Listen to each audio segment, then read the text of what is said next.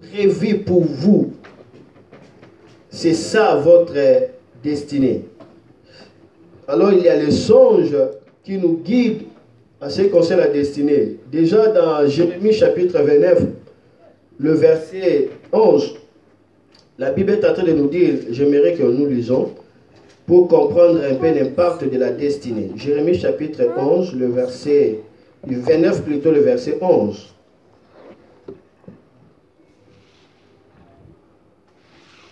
La Bible dit, oui, moi le Seigneur, je connais les projets que je forme pour vous. Je les déclare, ce ne sont pas des projets de malheur, mais des projets de bonheur. Je vais vous donner un avenir plein d'espérance. Vous ferez appel à moi, vous viendrez me prier et je vous écouterai. Amen. Donc tu vois, la Bible dit, je connais les projets que j'ai formés pour vous. Ce sont des projets de bonheur et non de malheur. Donc notre Dieu a des bons projets pour nous. Notre Dieu a des meilleurs plans pour chacun de nous. Et il signale bien, ce ne sont pas des plans de malheur, ce sont des plans de bonheur. Ce ne sont pas des plans de tristesse, ce sont des plans de joie. Et la Bible dit, c'est pour vous donner un avenir plein d'espérance. C'est ça Dieu. C'est ce qu'il est. Donc Dieu nous donne un avenir plein d'espérance. Dieu ne peut pas te rencontrer pour te donner un avenir de misère. Ça, ce n'est pas Dieu. Dieu ne prévoit pas des projets de confusion, des projets de malheur, des projets d'angoisse. Ça, ce n'est pas Dieu. Il dit bien, je connais des plans que j'ai formés pour vous, des projets de bonheur, non de malheur. Donc, il faut cesser de dire lorsque tu rencontres des problèmes, de malheur, après tu dis que c'est Dieu. Ce n'est pas Dieu. Dieu n'est pas le responsable de notre malheur. Dieu veut notre bonheur et Dieu planifie toujours le plan de bonheur pour nous donner un avenir de l'espérance. Et il y a des instruments que Dieu utilise pour nous puissions capter, nous puissions recevoir le plan qu'il a réservé pour nous. Souvent, il s'agit aussi des songes. Alors ici, je parle beaucoup plus des songes des destinées. N'est-ce pas?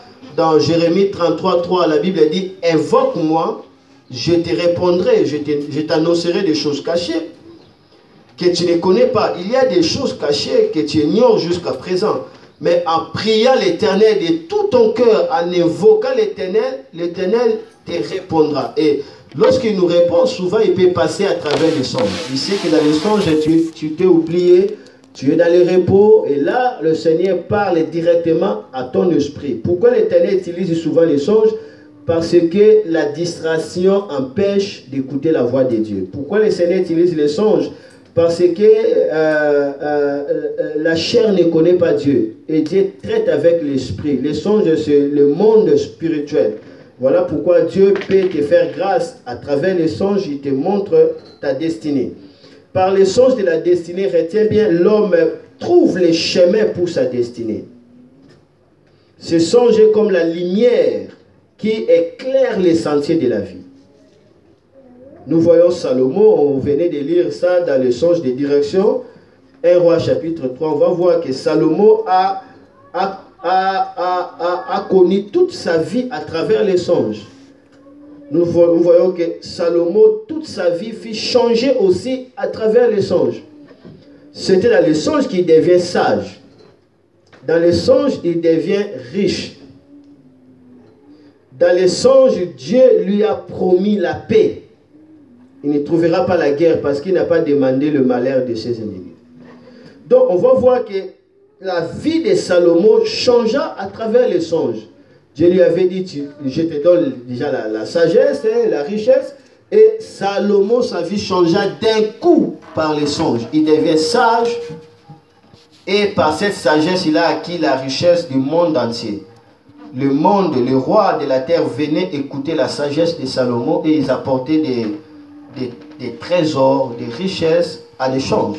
Donc on va voir que rien que par la sagesse, Salomon est devenu milliardaire. Donc, mais cela est venu d'où? Par les songes. Donc nous ne pouvons pas négliger les songes, parce que les songes nous montrent exactement ce que Dieu prévoit pour nous. Et surtout si c'est les songes que Dieu t'a lancés, les songes de la destinée. Nous voyons l'exemple de Jacob. Jacob a fui son frère. Arrivé quelque part, la Bible dit Jacob est dormant. Et là, il voit les ciels ouverts, il voit les anges sont en train de monter, d'autres descendent. La Bible dit, il a vu ça dans les songes. Et lorsqu'il s'est réveillé, il dit, mais ce lieu est redoutable. C'est la porte du ciel. C'est la maison de Dieu. Donc, Jacob a vu la porte du ciel dans les songes, a vu la maison de Dieu dans les songes. Et plus tard, après beaucoup de siècles, David va utiliser cet endroit comme étant un endroit où on louait le Seigneur, on adorait le Seigneur. Et plus tard, on va bâtir le temple dans cette même montagne, dans cet même endroit où Jacob avait vu, c'est la maison de Dieu. Donc, tu vois que Jacob a vu la maison de Dieu, mais plus tard, Israël a construit le temple dans le même endroit. Ça devient la porte du ciel. Donc, le songe de la destinée révèle exactement ce que Dieu a prévu pour toi. Mais une chose, tu dois croire et mettre attention à ça. Amen. L'endroit que Jacob avait vu, c'est le même endroit que Israël a construit le temple. Et aujourd'hui, ça devient un endroit vraiment de conflit parce que les Arabes aussi ont bâti le temple toujours dans ce même endroit parce que c'est un endroit stratégique. Retiens les songes, c'est un mystère.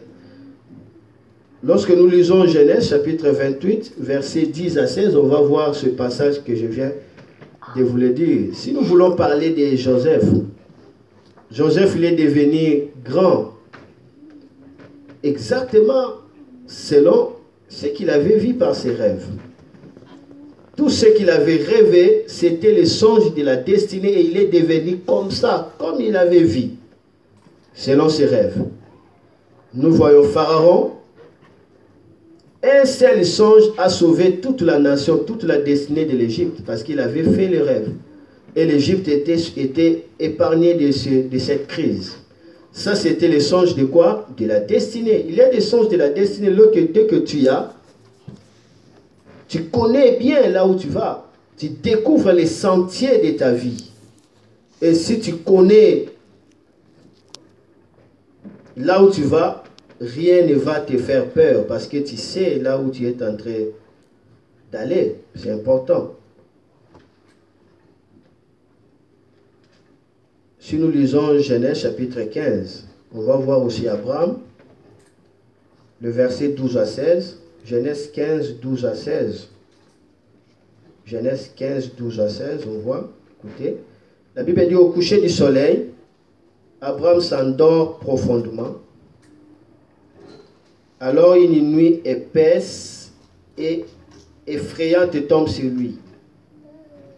Le Seigneur dit à Abraham, tu dois savoir ceci, tes enfants habiteront dans un pays étranger, ils deviendront des esclaves et on les écrasera pendant 400 ans. Mais je punirai les peuples qui serviront et ils pourront partir en apportant beaucoup de richesses. Mais toi, tu mourras dans la paix et on t'atterrera après une heureuse vieillesse. Ceux qui naîtront de toi reviendront à Canaan seulement à la 4e génération. En effet, les Amorites n'ont pas encore fait assez de mal pour que je les chasse du pays. Amen. Ici, Dieu est en train de révéler des grands secrets à Abraham. Abraham était encore dans le sommeil et Dieu le parle. Il voit des choses. Il voit déjà sa postérité qui sera esclave pendant 4 siècles. Il a vu ça. Il voit comment est-ce que sa postérité reviendra dans cette même terre de Canaan. Il a vu ça. Donc, Abraham a connu la destinée de sa vie à travers les songes. Il connaît déjà des choses qui vont se passer après 4 siècles. Abraham a vu ça et cela s'est été fait exactement tel que Abraham a vu dans les songes. Parce que Dieu dit, ils seront asservis 400 ans comme étant des esclaves. Et les enfants d'Israël ne savaient même pas qu'ils seraient des esclaves. Dès qu'ils sont au moment de la famine là, qui avait touché le monde, on va se rappeler, Jacob et ses enfants vont aller là où se trouvait Joseph en Égypte. Et là, ils seront installés après la mort du roi Pharaon. Maintenant, le peuple d'Israël qui s'est multiplié serait esclave là-bas. Et ils ont fait 4 siècles comme Dieu avait dit. Et après, Dieu les a délivrés. Ils ont retourné à Canaan, d'où était Abraham. Donc tu vois qu'il y a des songes dans lesquels on ne peut pas s'en penser. Des songes de la destinée de Dieu. C'est-à-dire ta vie est contrôlée. Même si tu bouges gauche, droite, ça te contrôle. Là, on ne change pas. Parce que c'est ce que Dieu a tracé et cela arrivera. Amen. Lorsque tu vois des songes de la destinée, bon, il faut avoir aussi l'esprit de la sagesse de Dieu pour comprendre que ça, c'est le songe de la destinée. Donc tu ne peux pas changer ça. Ça reste tel que Dieu a dit. Donc Abraham a connu la destinée de sa postérité et toutes les choses se sont déroulées telles qu'il avait vu 4 siècles avant.